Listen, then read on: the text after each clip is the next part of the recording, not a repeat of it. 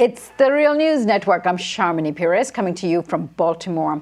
In the Philippines, Rodrigo Duterte has declared victory in the country's presidential race following the withdrawal of his opponents. Duterte stirred controversy during his campaign for his inflammatory comments about gang raping women, killing all criminals without trial, and imposing a liquor ban late night. He also praised Ferdinand Marcos' brutal era in power. Prior to this, Duterte was the mayor of the southern town of Davao, where he accused people of crime and allowed death squads to murder hundreds of people by cracking down on crime. Now, he was dubbed the Punisher in that city. His outspoken and outlandish remarks about the Pope got him world attention, and when the U.S. ambassador objected to his comments about the Pope and gang raping of women, he told him to shut your mouth. These nor his open remarks about his sex life and mistresses, saying how Viagra changed his life, has had very little bearing on the largely Catholic country when it comes to his popularity. Philippine Senator Pia Cayetano, who is one of the country's most prominent female politicians and figures as far as the women's community is concerned, a vocal defender of women's rights, says he has earned the support of several prominent women's rights activists who say his actions speak louder than his words. She told Time magazine on Wednesday, "I've told him that he needs to improve his language drastically because it distracts people from the work he has done." He has done a lot to improve women's inequality. When he was mayor, he changed the domestic violence laws and how women were able to challenge these charges in courts. Strangely, he also garnered support from the LGBT community. Duterte said if elected, he would legalize same-sex marriage and support allowing LGBT people to serve in the military. Now, Philippines is facing severe issues from corruption scandals to extreme income inequality, a drug problem, a crime problem, and much failed land reform policy and increased harassment of the population by the state.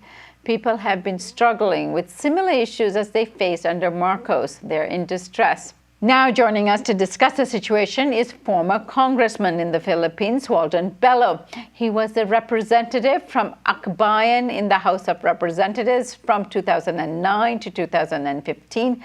Most of us really know him by his international work, where he's been an activist on human development and human rights. He's the author of Capitalism's Last Strand, Deglobalization in the Age of Austerity. Walden, thank you so much for joining us. Thank you very much for inviting me. So, Walden, give us a sense of Rodrigo Duterte. Who is he? How did he come to such fame and now become the president of the country? Well, a fairly controversial figure from the southern city of Davao in Mindanao, which is among the three large regions of the Philippines, has been the most neglected. And he achieved his reputation of being somebody who dealt with criminals, mainly petty criminals, in a fairly decisive fashion. As you said earlier, he is accused of having death squads that visit execution on drug pushers and murderers. And at the same time, he's had a reputation of being sensitive on social issues, especially in issues of poverty and inequality, and being quite open in his relations with the New People's Army and the Communist Party of the Philippines. So he's somebody who's sort of uh, a contradictory figure, as one might say. Um, so. No, you were speaking of his policies, Walden. Tell us what they are, because several times during his campaign he said his policies were secret. Well, I think he's carried out a fairly non-conventional campaign. Even in the debates, he would say that, "Oh, I don't have any original policies. I can just copy from what my rivals here have." And so he's, on the one hand, his mouth has gotten ahead of his mind, one might say. He's said all of these different outrageous things, which rightfully, in fact, incensed people. Human rights advocates are worried about his defiance, saying that he really doesn't care that much about due process. And of course, he was joking about the rape of an Australian missionary back in 1989, in which he said that although he was the person who had put down this uprising in jail that had resulted in the hostage taking and killing of this Australian missionary, he did say something that was pretty awful in the form of a joke. And of course, women have basically said that, look, this, rape is not a joking matter. So basically, we're not very clear yet on exactly what his economic policies would be, except that he's very anti-poverty. And also, he's spoken against inequality. But when it comes to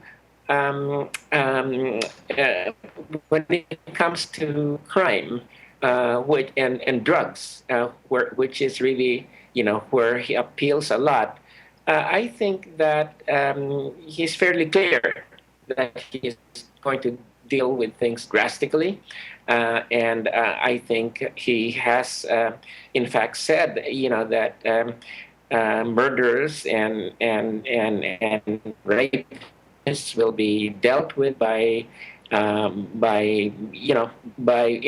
in a drastic fashion. So I think when it comes to crime, he's fairly. How would you call it now?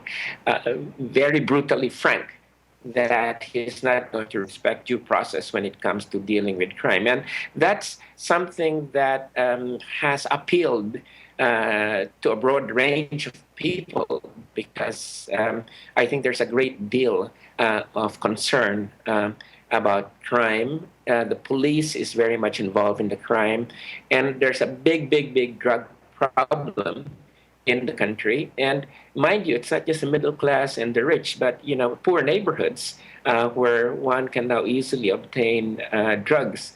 That are worried about drug pushers and drugs. So the concern about crime is something that he was able to successfully convert into an appealing platform. But Walden, Philippines has a fairly sophisticated judicial system, and it's a sophisticated democracy to a large extent. How is sort of these declarations and flippant comments he's talking about locking up people involved in the drug business and so on going to fare in a country like this? Well, I think that's the big worry at this point. That he's coming into power with a great deal of mass momentum, with a great deal of popularity, and there's a worry that he is not going to really respect institutions. That he is going to take shortcuts, and that he is going to use his mass popularity as a way to circumvent, the legal system. So that's that's sort of where a lot of the apprehension is at this point. The other thing that I would just like to say is that what you've really had is successfully instigated an electoral insurgency. I think that what was happening here was that there was already a great deal of dissatisfaction with the fact that traditional politics, had been, had hijacked the democratic system over here. That you just had a country that was under the rule of elite families. Poverty was tremendous, and there was just this great deal of dissatisfaction, and he was able to catalyze that and ride on that electoral victory. I think what is happening is that whatever he says, people are projecting their fears and their hopes on him, and disregarding what he's saying at this point. So how do you think he will fare when it comes to diplomacy and international relations? I mean, calling the Pope a son of a whore, obviously rather extreme, and asking the U.S. ambassador to shut his mouth is also very unusual for now a president to be making these kinds of comments. What do you make of that? Well, yeah, I think the thing about the Pope was a bit taken out of context. He was cursing the Pope in the context of cursing the traffic that had been created by his arrival, and yes, he was cursing the U.S. ambassador, telling him to shut his mouth when it came to this, really troubling remarks about rape that of the Australian missionary, and joking about it. And so it's anybody's guess, because when he was asked about what he would do with respect to China and the Spratlys, and of course, that the Philippines is engaged in a major diplomatic confrontation with China. He said that, he was going to do a solo mission, go to one of the islands occupied by China and plant the Philippine flag there. And he said that if the Chinese wished to kill him, then they could do that. And so he's had this very unconventional kind of remarks about conducting diplomacy that I think has basically stymied the United States. Probably the Chinese can't make sense out of it at this point. Because will he really do it? Will he take a speedboat and go to one of the islands and plant the Philippine flag alone, and then offer himself as a hostage to China? Well, I mean, this is something that you.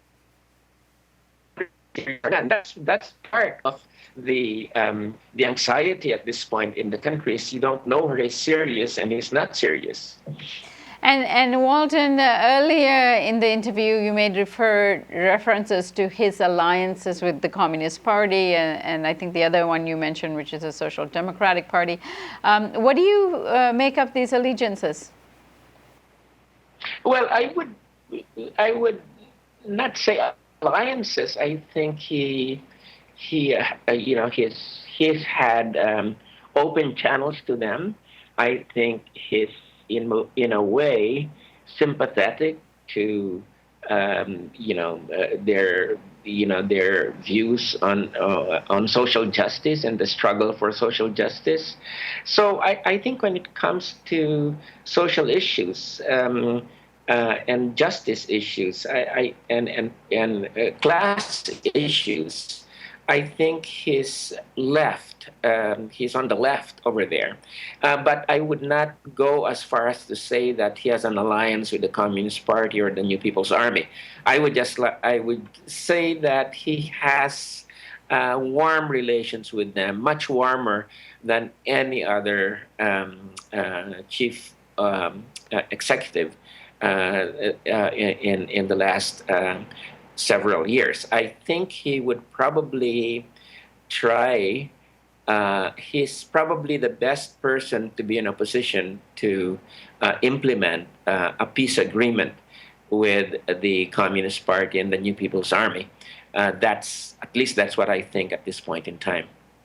And many people here in the U.S. has likened him to Donald Trump, the Republican candidate here.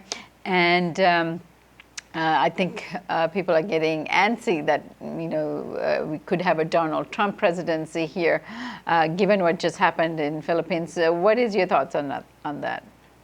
Well, yes. I mean, on the one hand, I really, at this point in time, if you ask me, you know, his remarks, especially, when it comes to, the brazen sort of um, disrespect for human rights and due process, and the way that he has joked about rape, for instance, and the way that sort of gives an indication of what he thinks about women. I think those are causes for worry at this point in time, and in many ways he parallels Donald Trump in the sense that he really doesn't care in many ways who he offends. At the same time, I think we've got to realize that if he's there at this point in time, it's because the system just has not worked for so many people in the country. He is seen as somebody who is refreshing.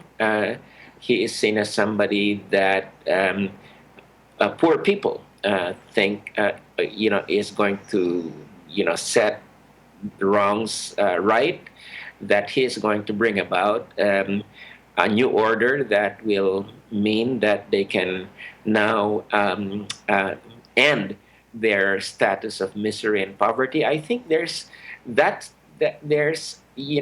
messiah kind of quality that many people across the board are assigning to him at this point in time. So that way, I'm not exactly sure if that parallels Trump, because Trump does appeal to a very limited segment of the American population.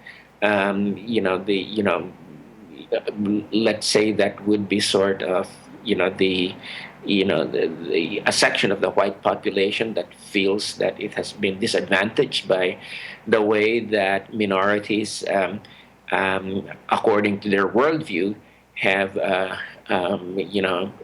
gotten ahead of them. That's the way they view it. But in the Philippines, in the case of Duterte, I think he does. His foul mouth is exactly like Trump's in many ways, but the base that he has at this point is a wide base of disenfranchised people who, 30 years ago we had the overthrow of the Marcos dictatorship. That seemed to promise a new beginning. Real democratic empowerment would come, and that there would be major changes in terms of the class structure in the country. Those have not come about, and a great deal of disappointment has captured people, and it's been he's riding on that disappointment. Maybe he wasn't even thinking about it very consciously, but he's now riding that wave of disappointment and resentment and anger, and that's in many ways the previous administration just was clueless that this was happening.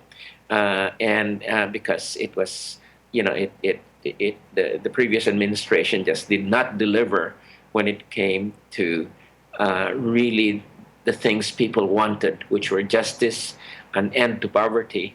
So these are the feelings roiling the country that has now created Rodrigo Duterte, who is now the next president of the Philippines.